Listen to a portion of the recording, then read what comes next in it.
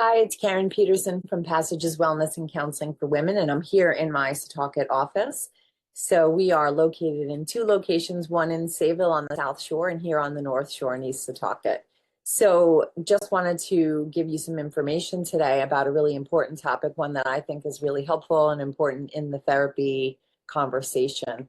So most of us, especially those who want to address issues in therapy, most of us have had some challenges with one or both of our parents growing up. And a term that is gaining popularity is adult children of emotionally immature parents.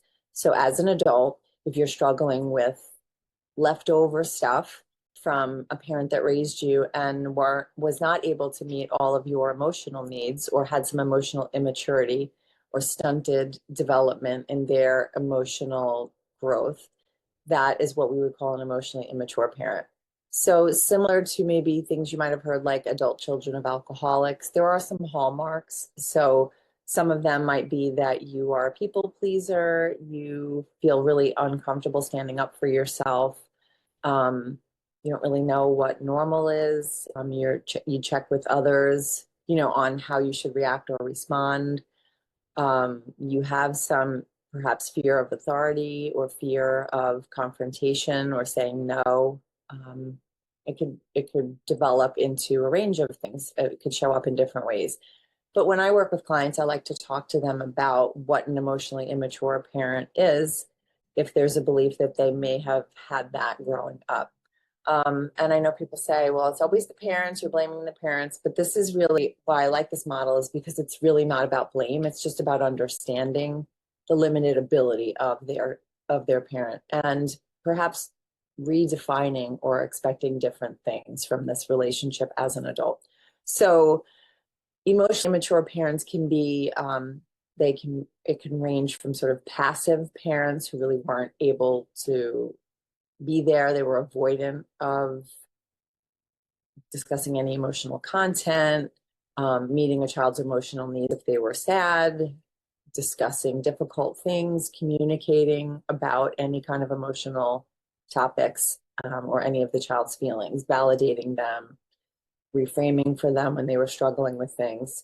So that can range from passivity really to aggression. So the parent who's volatile, explosive, you never knew what they were going to get mad at, overly controlling, or someone perhaps who did a lot of guilt tripping, you know, maybe a victim type of mentality, or someone who plays like a martyr role, a parent who can't see the child's emotional needs and then reflects back, on how everything is affecting them. So the child kind of feels invisible and feels like they don't have a voice. So the whole goal of bringing awareness to this is not to shame or blame a parent, but to really understand, if you're still in relationship with this parent, that this is a limited way to communicate and relate to someone. There's some stunted emotional growth. So if you're working on your own emotional growth, you want to be open and honest in communication. You express how you feel. You share intimate information. You kind of expect vulnerability, but you're not getting that from your parent. Then one of the things we like to do is really help a client understand where that's coming from, that there just might be a limited capacity. It's very likely that that parent themselves didn't get parented in a way that nurtured their emotional growth. So they don't know how to give that.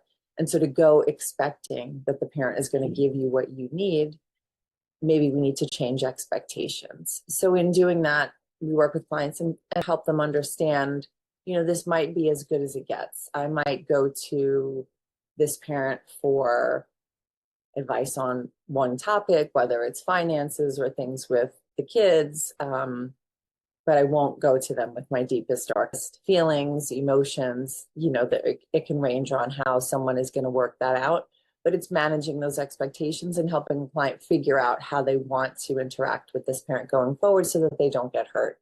Because what happens is the expectation doesn't change. You go to the parent expecting that you're going to get what you think you need, what you think they should do, and they don't do it. And then you're hurt more than when you started. So that accumulation can really affect the relationship. And the goal is really to just perhaps change expectation, see the parent for what they are, the good, the bad, the things that they can do, the things that they're good at, the parts of your relationship that you enjoy, and not focusing as much and not have as much expectation on what they cannot give. So kind of being realistic about that as well.